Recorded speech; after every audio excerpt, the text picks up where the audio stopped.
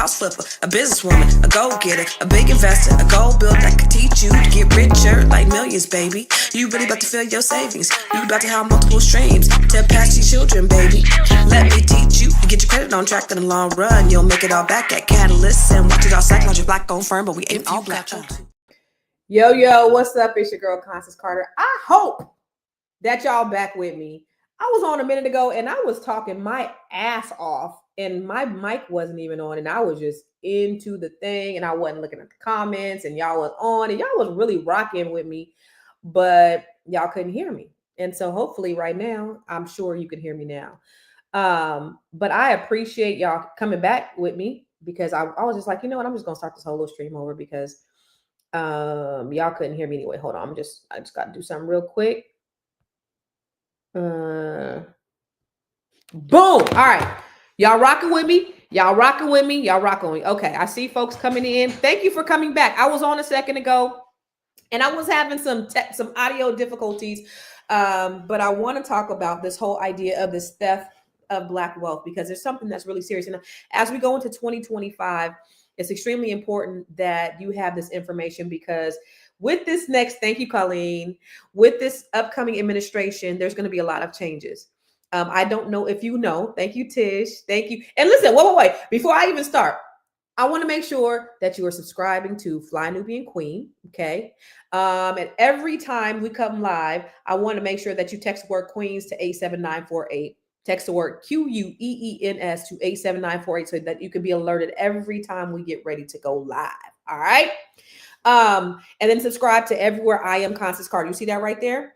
I am Constance Carter. Make sure that you subscribe to me. Follow me on Instagram, Facebook, YouTube. I am Constance Carter. But this right here, y'all, this is something really important that I really want to talk to you about because with this upcoming administration, I've been trying to be positive. I've been trying to look at the glasses half full.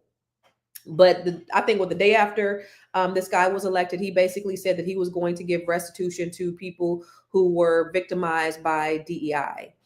Diversity, equity, and inclusion. And the idea of having this diversity, equity, and inclusion is to bring equity. And equity is not equality. Equity is just giving us some of the same opportunities. And we know historically who's really been the benefactors of DEI, right? It's not African Americans, it's women, white women, it's the LGBT community. But that is partially our fault because one of the things that we do as Black people is we allow everybody else to be a part of our civil rights. And so since we've given up our civil rights to every other group, they are able to take advantage of these things more than we are. So, but there is going to be an intentional effort to kind of separate that gap, that wealth gap even more. Okay. And at the end of the day, it's all about the green more than the color, more than the race. It's really about the green. And, but there's intention on making sure that they try to keep us as second-class citizens, but they can't. They are very intentional about taking Black history out of the books because they don't want to further victimize white people for the crimes of their forefathers. But they done fucked around and gave us the internet. And with the internet, we got access to everything anyway. They wasn't really teaching us real history in schools anyway, outside of Martin Luther King and slavery and Rosa Parks. But please, I need you to share this out. Make sure you share this with your community. Share the stream with your friends. Share it on your page because the information I'm about to give you, this game I'm about to give you, is extremely important. And you can benefit from it. And this is the way that we can close the wealth gap, that we can build wealth. That's what I'm all about because I love you. I love Black people. I really, really, really do. And I want the best for us. And this is the reason why I share this information with you. So make sure this is every time I come live, this is a dialogue and not a monologue. So I want you to talk back to me and talk Black to me. And I know that I always have people who are watching me from all over the world. So I want you to just chime in and let me know where you're from. And I just want to shout you out as well.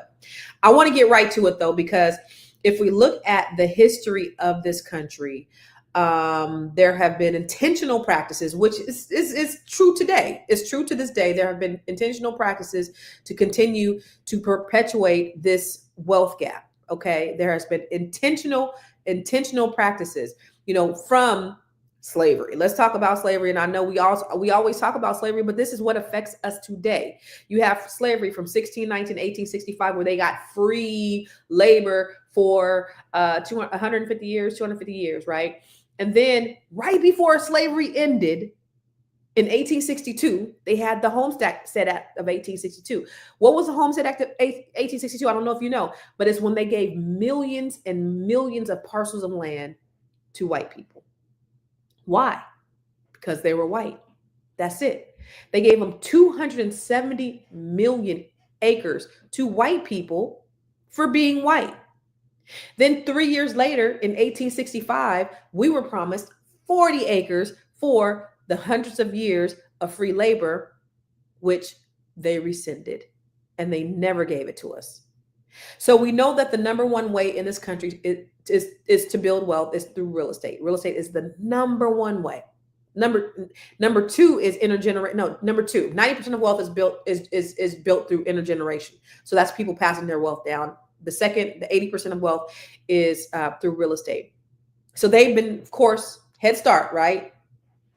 Millions of acres of land was given to white people just because they were white. We didn't get it. And then you look at the GI Bill in the early 1900s. The GI Bill, you had black men and white men who went to war, but only white men were able to take advantage of the GI Bill, which also gave them other benefits that was going to help them and their families for generations to come. You have Jim Crow from 1877 to 1965, where systematic disenfranchisement excluded economic opportunities for black people. Okay. Then you have, my light is gone. Then you have the Tulsa Race Massacre. And I know a lot of us know about Black Wall Street. I know a lot of us are familiar with what happened in Black Wall Street. And if you're not, and this is the reason why I said, I'm trying to get my light. And this is the reason why I said, even in the schools are trash, because you never heard of the schools talking about things like Rosewood, things like the race, excuse me, I'm trying to get another light. The Texas Race Massacre of 1921. You don't hear anything about that, right? So we had to learn that on our own anyway. We gonna learn. They done fucked around and gave us the internet, so we're gonna learn everything that we needed to learn by virtue of the internet. Got a little bit more light, a little bit more, a little something. So we getting our education. That's okay. They're trying to take it away from us. They're trying to take this education away from us because white people are getting upset because their children had to learn about the atrocities of their grandparents, and they don't want to further harm them from them having to learn true white history, which is the killing, the maiming, and the disenfranchisement of other people. But hey, that's what it is, right? And that's the reason why this whole idea of DEI is going to give them even more money, even more restitution, because they were bothered, because they had to give equity to other races, and then they had to learn about the atrocities that their grandparents committed, which is so unfair to them. So then you look at the race riots. So in Tulsa, Oklahoma, in 1921, the Tulsa race riots, you have 600 businesses thriving, bustling.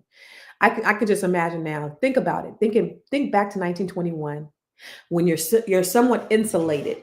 There's over 600 businesses. You have airports and bus stations and churches and hospitals and movie theaters and thriving businesses and insurance companies and the dollar circulating a year before it leaves the community. And white people got jealous and they bombed it from the skies and they burned it down. They made up some trumped up lie about a black boy attacking a white woman, which is what they did all over the country. And they bombed it and burned it down. Then they rebuilt it because we're resilient people. They rebuilt it. Now there's 300 businesses and it's bustling and the dollar is still circulating through the community a year before it leaves. And then you have integration, which destroyed Black Wall Street permanently, because when Black people no longer had to do business with each other, they stopped. And so now you take that idea of having to do business with each other. Now, they think that everybody else's business is better than ours. And now they no longer do business with us. And now we no longer have this sort of collective economics where you have in the Jewish community, they spend their dollar 30 days, their dollar lasts 30 days before it leaves.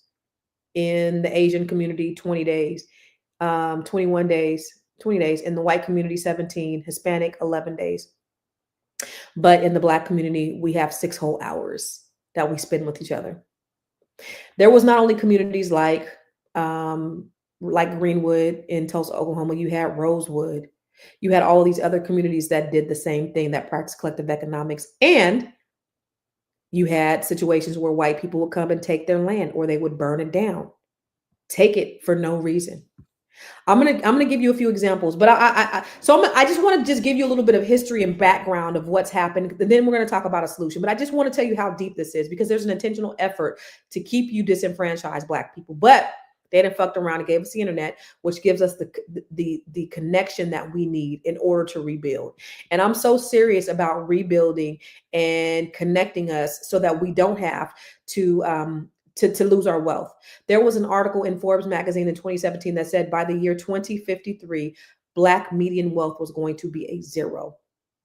Okay. I want you to let that sink in, but it does not have to be. There are things that we can do, but we didn't get here by ourselves. I'm telling you how we got here. So I done told you about the Homestead Act of 1862, which gave white people 240 million acres of land just because they were white.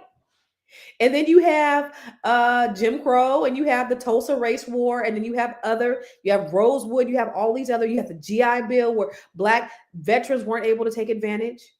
Then you have the Great Migration. Let's talk about that. So after the emancipation, Black people from the South, they started migrating up north to get these opportunities and these jobs. Then you have what's called white flight, where white people were like, we don't want to live next to these Black people. So they leave, they go somewhere else. They go to the suburbs. Now we are in the city. Now you have what's called urban decay. What is urban decay?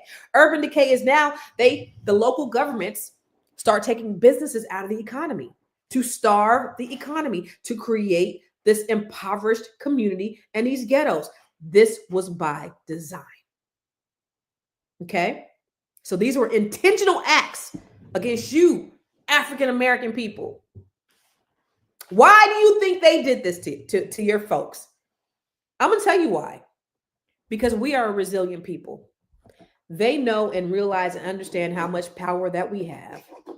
And they know that even though they had redlining and predatory lending and all of those things, they know that how resilient you are, and they are afraid to see you win. But I'm gonna let you know right now, they done fucked around and gave us the internet, which gave us the connection. They can't continue to keep the information from us.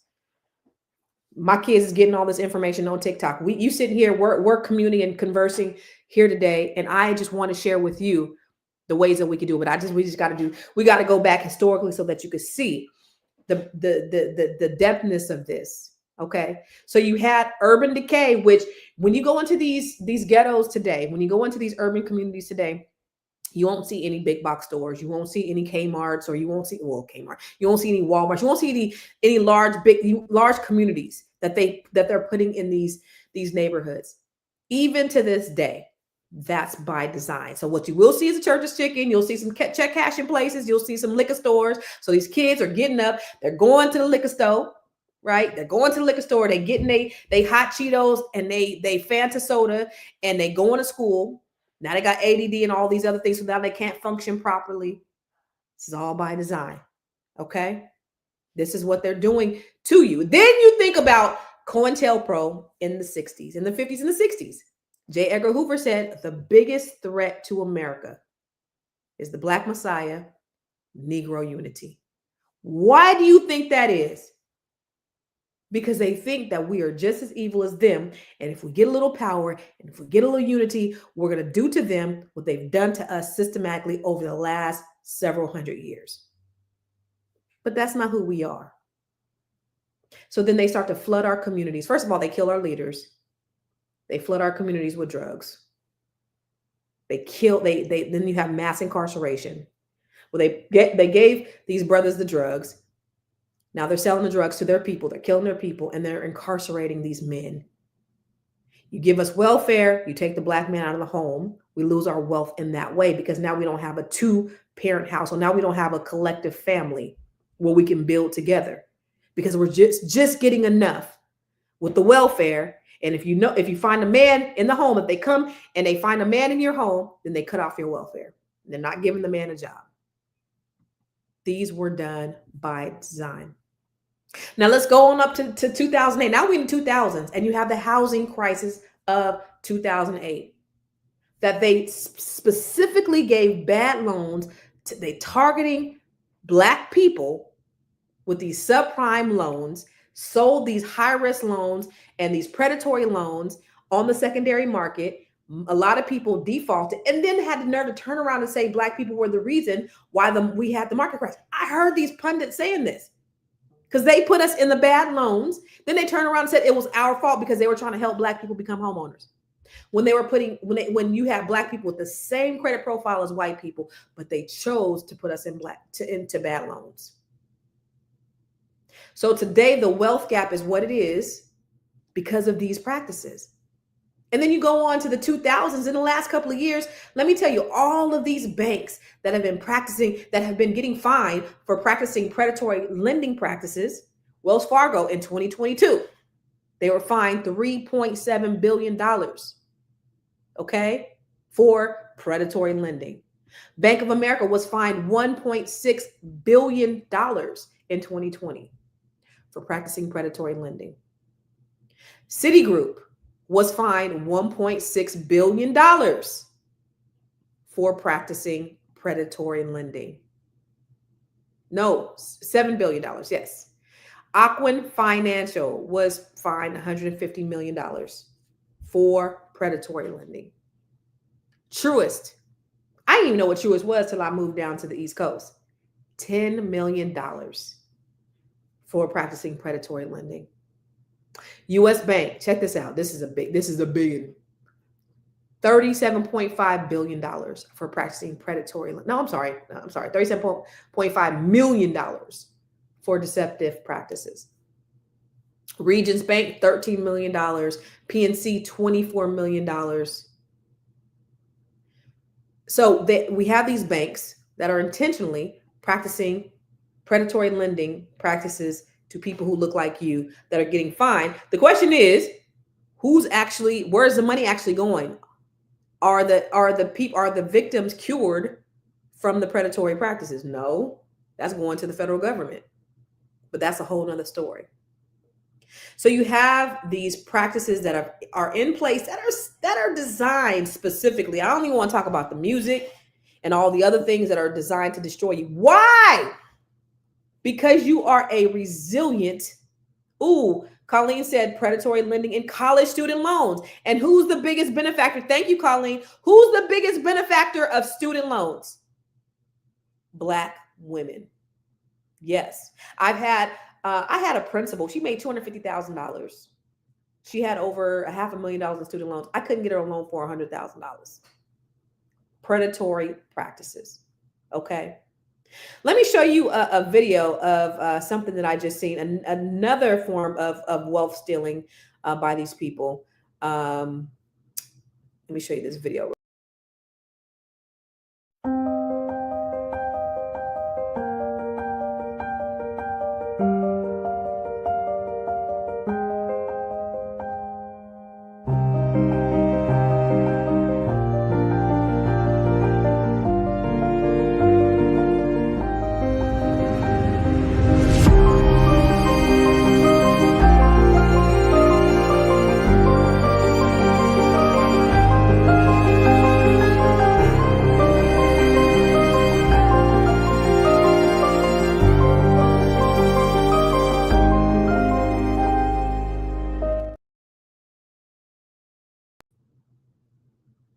Yet another way that Black wealth was stolen was through these highways that were put through Black neighborhoods.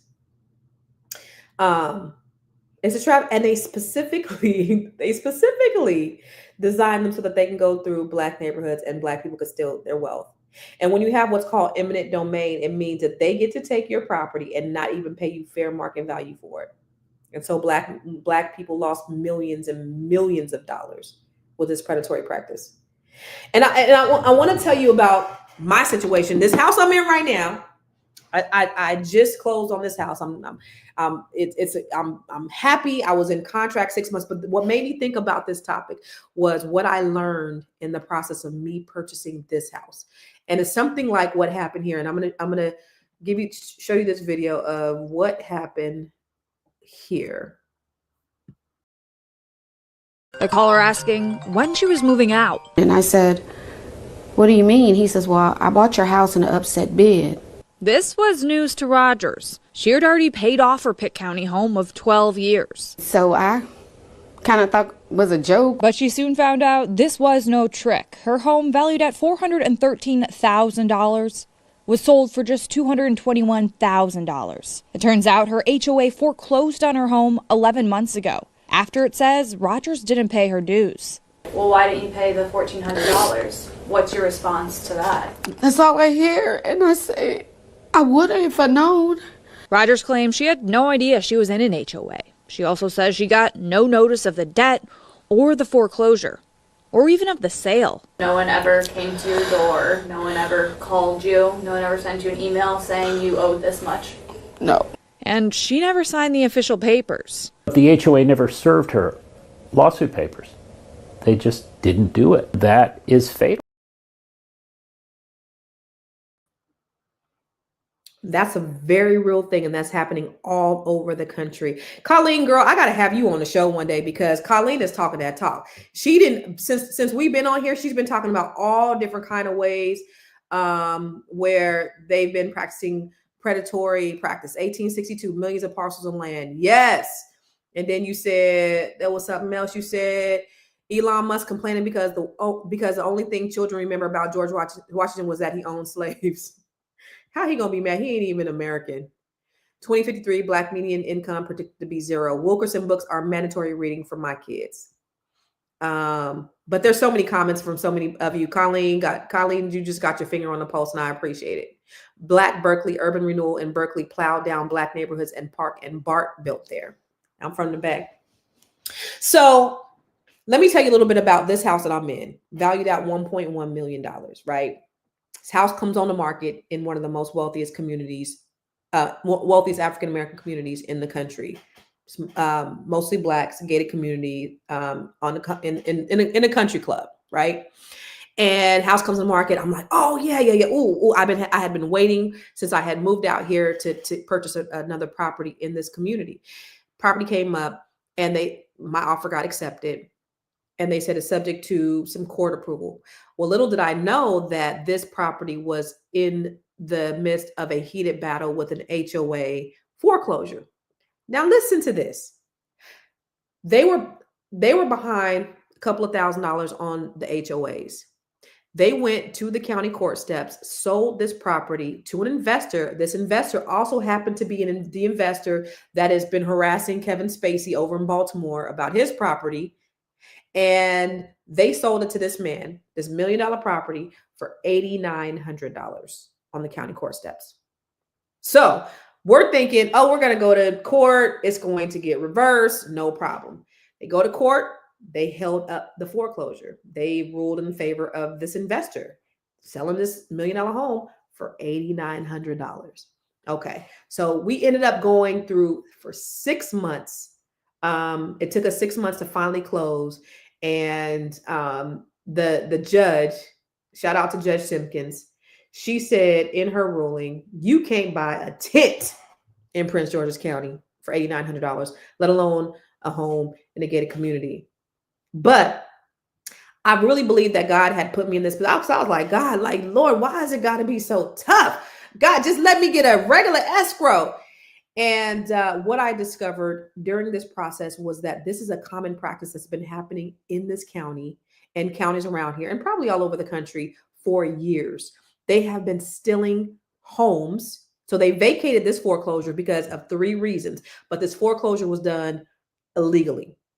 And most people, if they do fight it, they'll stop at the first at the first ruling, right? So luckily, the sellers were very resilient. Of course, they had me back in saying, hey, let's go. I'm here. We're going to fight this thing out. We're going to thug it out. They filed an appeal. They got an attorney who's familiar with these predatory practices. And he went right in and they showed that this was an illegal foreclosure. They never gave notification. They never posted a sign. They never told him that the property was in foreclosure, and they sold it for an unconscionable amount of $8,900. So this man was going to come in. He wasn't going to live here. He was just going to come in, turn around and sell it, and get a bunch of money in equity from this man who had been sick for years. He had been sick. And that was the reason why he had fell behind on his HOAs, because he had been in the hospital for several months. He had no idea that this had happened.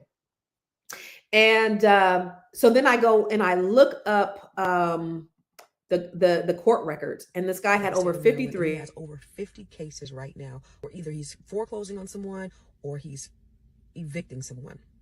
And from what it looks like for the state of Maryland, and he has over 50 cases right now where either he's foreclosing on someone or he's It's not coming back on.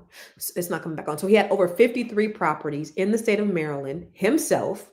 And I'm sure there's probably a whole racket, a circle of people who are doing these same practices. Here's when I knew that it was a ring, because the attorney that they used to do the appeal, to file the appeal, he said, "Oh, I've dealt with this investor before, and I've dealt with this HOA attorney before in a totally different community, not even the same community." So this HOA attorney is feeding, probably getting some kind of financial kickback. I shouldn't be saying that, but feeding this investor these properties, and they're purchasing them for unconscionable amounts. And then these people unknowingly are just kind of letting go. They have all this equity. This man had hundreds of thousands of dollars of equity in this property. And had he just laid down and did nothing, he would have lost all the equity. This is common practice that's happening in this county and other counties all over the country. They are stealing Black wealth, y'all. So I wanted to ring the alarm, because this is there's so many ways that they're taking our wealth. There's many ways that they're taking our wealth, that they've historically taken our wealth over the course of this country. Why do you think they're doing it? And I am a big proponent of understanding the why. But the reason why I could tell you the why is because, or the reason why I'm so caught up in the why is because I understand that we are resilient, that they are afraid, but we're not like that. It's not in our nature to do the thing to them what they've done to us. Okay. So with Trump's new policies coming into play, he has a lot of incentives for wealthy people. The middle class, you're going to be paying the majority of the taxes. The poor and the wealthy, they're going to get the incentives. But that's pretty much what's been happening, but it's going to be even more so coming forward. So what do you have to do? You got to get yourself in position to be part of the wealthy class. Yeah, you have to. So you're going to have to educate yourself financially on your financial literacy. What do I mean by that? You're going to have to increase your financial IQ. Credit, number one. You're going to have to get your credit right. It's paramount. So if you look at it, average credit score, when you look at by the races, every other race's average credit score is over 700. Ours is 671. Now, you can get a loan with a 671 credit score, but our average credit score is much lower than everybody else's. And if you look at the wealthy people do not use their own money when they are generating wealth. They use OPM, other people's money. So it's paramount that our credit, our financial IQ, our credit IQ is at its peak. You need to have good credit. I can do that for you. Oh, I forgot. I got credit books back here. Credit books. I have best-selling credit books. But whether it's me or anybody else, I have the Grow Your Money Club where I teach you. I take you through a 12-month program where I teach you the basis of the foundations of getting your credit together. I just want you to, whether it's me or somebody else, I need you to understand that that basic thing about credit, you need good credit in order to use it as leverage. You don't want to use your own money. You don't want to bootstrap. In business, it wasn't until I started using OPM in my business that my business really started to take off. I didn't understand the idea of using my credit, business credit even, as leverage, because I didn't want to have debt. Nobody wants to have debt. That's the thing. We don't want to have things looming over our heads. But if you use debt the right way in order to build your business, you could actually use it. You could actually grow a lot faster. But even personally, having your credit good is paramount to start building your wealth. That's number one. Okay. So your credit. Number two, we got to start cutting the fat. What do I mean by cutting the fat? All these extras. There's little things that you probably don't even realize that you're spending money on that you could probably save and then start to invest in other things. So Rocket Money is a tool that I often use to help me budget. It'll tell me all these extra subscriptions that I have. Get Rocket Money. It's an app. Put it on your phone. Start cutting the fat in your spending. Those I've helped people with Rocket Money to show them money that they were spending, which was hundreds to thousands of dollars per month that they were spending that they didn't even know that they were spending. Take that money and put it in a vehicle to start investing. Get a Robinhood account, start investing in stock, or start putting it in Acorns. Okay. I need you to start doing that ASAP. As you know, real estate is the number one way that you can start building wealth. Now, listen, a lot of people are saying, hey, the rates are getting ready to drop. I'm just going to wait, or the market's going to crash or something like that. The market's not going to crash. The rates are going to go down. We're going to see a rate reduction. I promise you we will. Do I have a crystal ball? No, but the Federal Reserve said that we are going to have a rate reduction. So if you wait for the rate reduction, guess what's going to happen? Prices are going to be going up. You're going to have more competition. You're going to have less incentives from sellers. If you buy now, you can refinance in 6 months. You buy now, you may be able to, you have less competition, you have more inventory, you have more likely of a chance that the sellers are going to help you out in some way to help you get in the property. Stay in it for 6 months, refinance, get that payment reduced, you in there like swimwear. But don't be so rate sensitive. People are so rate sensitive. And at this level, like when I look around here and I look at all these $1 million properties, they're selling like this. People in that price range ain't worried about rates. They know, they see value in the real estate. But it's often us that are at the lower $200,000, $300,000, $400,000 range that we're so rate conscious that we end up missing out on opportunities. Just get in the house. If you can afford the house, get in the house. Purchase multi-unit properties. Why do I say that? Is because you have more doors where you can get more income. So when you're buying a multi-unit property, you can actually use the income from the other properties to help you qualify and possibly pay your entire mortgage. You can get that with as low as a 3.5% down payment. Okay. Invest in stock. One of the reasons why the wealth gap is so wide is because Black people will invest in real estate as our primary home, nothing outside of that, right? We got to start becoming investors. We got to look at it from the eye of an investor. When I sit down and talk to clients about first-time home buyers when they come to me, I'm not just saying, okay, we're going to get you in a home and that's it. No, we sitting down and we putting together your wealth plan. Because I don't want you just to be looking at this as a place to live. I want you to look at this as an investment that you use as leverage to purchase your next property, to build your wealth portfolio so that you can leave something for your children and your children's children. I need you to get that. So when you are talking to a real estate agent, I want you to approach it in a way that you are looking at this as an investment, as a starter investment. It ain't got to be the dream home. The first one ain't got to be the dream home, but look at it as an investment and use it to build your wealth portfolio. Now, if you are married, I always say, don't buy a house with your spouse. Why do I say that? Somebody said, Constance, you try to put the devil in our marriage. I don't want to separate anything from my spouse. The reason why I tell you to not buy a house with your spouse is because I want you to buy a house and I don't want to use his debt to income ratio. Then I want him to buy a house and I don't want to use your debt to income ratio. And then you could buy more and more and more properties and you're going to put them in the living trust anyway. So you guys are the owner or the benefactors, or your children are the benefactors of the living trust.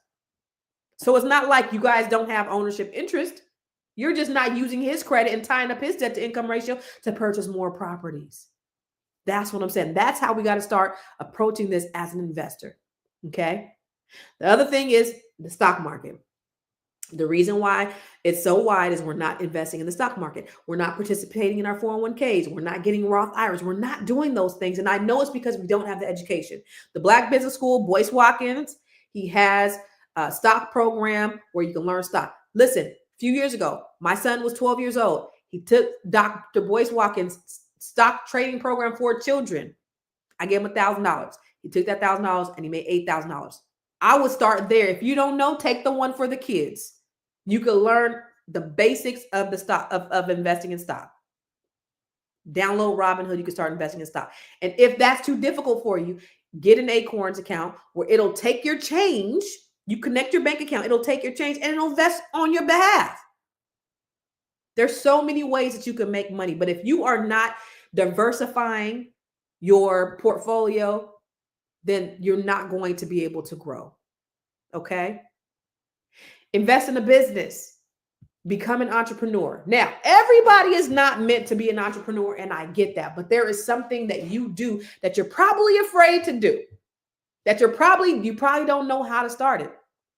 One of the things that I love is I do what's called the Net 7 Collective. It is my passion project. Y'all, it is my passion project. I work with Black women. I love working with Black women. And I'm telling you, every day I see something new that these ladies are doing out in the world. And me seeing them from the beginning where they don't know what they want to do. They're not quite sure how to do it. And then I see them out in the world doing all these big things. I just want to start shouting. But I'm helping Black women from all over the country, from your starting entrepreneur to your person who works 9 to 5. I have Harvard PhDs. I have medical doctors, lawyers. I got a PhD. Sometimes I'd be like, I got a PhD, a public high school diploma. How are these ladies listening to me? But they're listening to me and their lives are transforming and they're creating businesses and they're making money and they're out there doing the damn thing. And so I help support that. No matter what stage of your entrepreneurial journey you're in, I'm helping women on all different levels. So if you're already an entrepreneur, let's scale your business. Let me show you how you can scale your business to the next level. If you have just an idea, let's turn that idea into an actual business. Maybe it's just you want to start off as a side hustle and start getting passive income from it while you work. And then you take that and then now you're making enough money to where you can quit your job. And now you could just do that full time. Whatever that is, I want to help you in that journey. So if you're interested, I have the Net 7 Collective where I'm helping Black women to be able to take their ideas and turn it into money, turn it into an actual business where they're monetizing. And not only that, they're taking these businesses and they're creating them legacies for their children. It's fantastic. Invest in each other. Why do I say that? Buy Black, practice collective economics. I mentioned how during Black Wall Street, Black people, the Black dollar stayed within the community 30 days before it left. That's because we had to. Because as soon as we stopped having to do business with one another, we stopped. And a lot of times we'll hear people say, I don't do business with Black people, which is the most asinine thing I've ever heard anybody say. Because other people are not doing business with us on this level. So you mean to tell me that you have that much self-hatred in yourself to where you would not do business with somebody that looks like you just because they look like you? What kind of self-hating bullshit is that? I've heard people say that. I know you've heard people say that too. Be intentional about working with people that look like you. I was listening to a gentleman on YouTube. His name's Solomon Barrow, and he's a Jewish gentleman. And he said the reason why Jews are less than 1% of the population, but have over 50% of the wealth, the main reason is they practice collective economics. They do business with each other first. He said, we don't look outside our community until there's absolutely nobody in our community that can do it. We sit at the dinner table and we talk to our families about collective economics, about business, about how to grow our businesses. Are you talking to your children about business, about money? All I knew growing up about money was that my parents had bad credit and we couldn't get nothing because they had bad credit. I had no idea what that was. I knew it was ruining our lives. But what conversations are you having with your children about finances, about money, about business? We got to start practicing these things in the way other communities are. You don't hear anybody else getting mad at Asians, for doing business with Asians, with Hispanics for doing business with Hispanics, for Jewish people for doing business with Jewish people. But as soon as Black people start talking about doing business with other Black people, then it becomes a problem. You're going to have to do business with everybody. You're going to have to. I'm not saying don't. Just be intentional about doing business with each other. That is all I'm saying. So, y'all, hopefully I took you through the journey so that you can understand the dire situation that we're in, especially what's coming up with the upcoming administration, how they're going to be intentional about helping their own. The rich are intentional about helping their own. They don't give a damn about the poor white people. Okay. Remember what Lyndon B. Johnson said. He said, if I could take the poorest white man and convince him that he's better than the best Black man, he won't even know we picking his pockets. Hell, give him somebody to look down on and he'll give you everything he owns. They know how to control the narrative of the people who look like them. They know how to tell people like them to vote against their own best interests and vote whiteness, even though the whiteness is not in their best interest. They know exactly how to do that. So you'll start to see that in these upcoming years, and I'm trying to insulate you. And this is the reason why Asians have the lowest voter turnout, but they're most insulated when it comes to politics, is because they practice collective economics. So I just wanted to stop by. You guys know I'm passionate about this. If you've ever seen me before, I'm Constance Carter. And you can watch us every day on Fly Nubian Money, Monday through Friday. Also, every time we come live, you can text the word Queens to 87948. I want you to text the word Queens to 87948 so that you can get alerts when we come live. But here's the other thing too. I partner with Boyce Watkins on the B1 Real Estate Mastery Training. Oh my God, y'all. So we have our meetings on Tuesday evenings, and I get so many great testimonials, but one that I just posted today was there's a 20-year-old named Ravion. Ravion, I think his name is. 20 years old, investing in real estate as a result of going through our training, going through the Grow Your Money Club, getting his credit together. His credit's in the 700s, and he's an entrepreneur, so he's learning all these things, and I helped him to set up his corporation, and now he's investing in real estate. These are things that you can do too. And this is the reason why I do it, because I love you. So if you're interested in the B1 Real Estate Training, go to B1RealEstateMastery.com, B1RealEstateMastery.com. I'm going to put this up on the screen. And this is a year-long program where I'm giving you the basics, the foundational stuff. Because I want to teach you how to create a business and not a business. And I'm very serious about that. A sustainable business. We don't do business around here. We do business. Okay. So I'm teaching these great students on how to create sustainable businesses. So B1RealEstateMastery.com. You can learn more about that, where I'm teaching you how to become real estate investors. If you would like to meet with me on Tuesdays and the good folks of the B1 Real Estate Mastery, please sign up. Okay. If you are a Black woman or you know a Black woman, I have the Net 7 Collective, which is my passion project. If you're interested in it, I'm helping Black women to increase their net worth by 7 figures. So go to go to bookwithconstance.com, bookwithconstance.com. If you want to talk to me about maybe possibly becoming a part of the Net 7 Collective. Okay.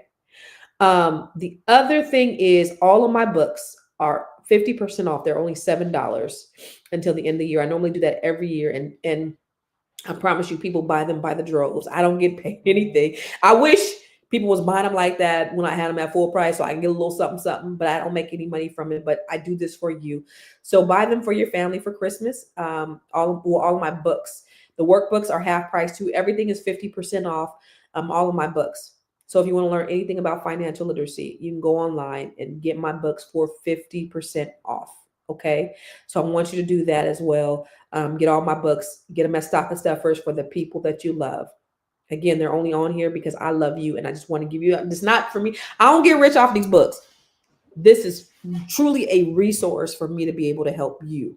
Okay. And real estate, you know, if you want to buy or sell a home, I'm licensed in DC, Maryland, Virginia, California. And I also have a mortgage company. So if you want to start investing in real estate, I can help you there. And if I can't help you, I can refer you to somebody who can. I just want you to get on track so that you can start building wealth today. Oh, and I have the Grow Your Money Club. I've revamped the Grow Your Money Club, and I don't know if it's up yet, but I have 3 options for the Grow Your Money Club. It's a 12-month program where I'm helping you in different phases to really grow with a basic, you have the build phase, the grow phase, the invest phase, and the mastery, where I'm taking you from the basics to business owner, to scaling your businesses. And so that's a 12-month program, or you can buy the trainings a la carte, or you can buy them in bundles, but that'll be coming out real soon. So I want you to keep an eye out for that. But I just want to help you. I'm gonna share something my daughter told me. I don't like to toot my own horn, but I'm gonna share something my daughter told me today. She said, "Mom," she said, "you are the true definition of what'd she say? Integrity." That's what she said. You do the right thing even when nobody's looking. And I rather other people talk about me for me. I don't like tooting my own horn in that way. But the reason why I'm telling you this is because anybody can say that you cool. Anybody can say that you great, right? Y'all don't know me. Y'all don't got to live with me.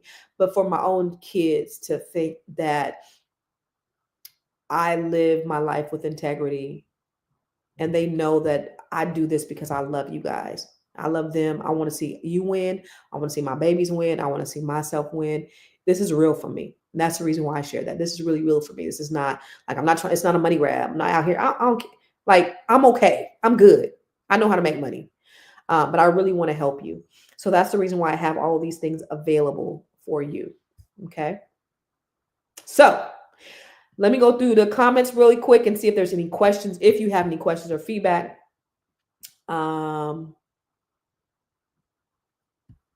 Let me see, y'all. There were a lot of comments, and I'm sorry I didn't put them up. Fonda, thank you for your comments. The only way you always be support me. Do we have to have today? A whole lot of it. I don't know what you're saying. The only way you've been here all day. Thank you. Brian said it's time to sue. Dennis, I appreciate you always being on when I'm on. I appreciate it. Bernard, you always talking shit. I know that you in love with me. Thank you. Brian said he needs a little help with his wholesale business. And there's more. JJ Mars. White folks have social clubs to join and talk real issues and not foolish BS. Yeah. Yeah. So, continue to watch, continue to share this information, please, because it's critical that we have all the information. They used to say, if you want to teach a Black person something, put it in the book. Y'all didn't fuck around and gave us the internet. And so for those of you who are auditory learners, learn what you can, share the wealth, the information. That's the thing that I love about the internet, is that we can share this. Just send it on over to your people so that they can learn, and then they can have their next steps, their action steps of the things that they need to do next in order to shift the narrative. All right. I appreciate y'all for listening to me, as you always do. I'm on about 8 different streams right now. And so if you don't see a lot of people on your stream, there are people on other streams, but I appreciate the hundreds of people who have tuned in with me tonight. I appreciate you. Make sure you share, subscribe to Fly Nubian Queen, subscribe, watch the Fly Nubian Money. Listen to us on every podcast. You can find me, Constance Carter, on podcast. You could also find Fly Nubian Money on podcast. And then make sure you follow me on Facebook, Instagram, and YouTube. And then again, text the word Queens to 87948. That's QUEENS to 87948. Thank you. Happy holidays. Merry Christmas. And I'll see you again soon. Peace.